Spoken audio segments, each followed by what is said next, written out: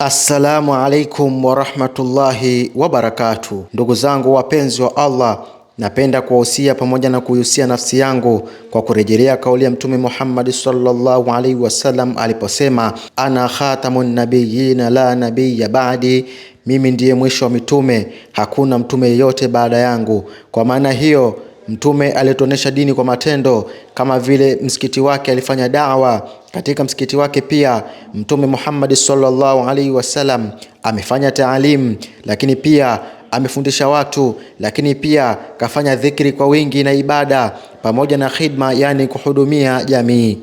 Leo tarehe 30 ya mwezi wa 7 2026, Allah subhanahu wa ta'ala amejalia taasisi ya Umata imehudumia jamii kwa kutoa msaada wa chakula katika hospitali ya taifa ya Muhimbili, kata ya Upanga, wilaya Ilala, katika kuhakikisha wanajamii wanapata mahitaji muhimu, ikiwemo hitaji hili la sadaka ya chakula. Kwa hiyo ndugu zangu, kile ambacho mnakiona kinafanyika hapa sio leo tu, bali ni jitihada endelevu za kila siku za taasisi ya Umoja wa Maimamu na Walimu wa Madrasa Tanzania Umata kujitolea kuhudumia jamii chini ya uongozi mahiri wa mwenyekiti wa Umata Sheikh Arif Suria pamoja na jopo zima la utendaji. Hivyo basi nawe unaweza kuchangia sadaka hii kupitia nambari ya simu inayopita hapo chini.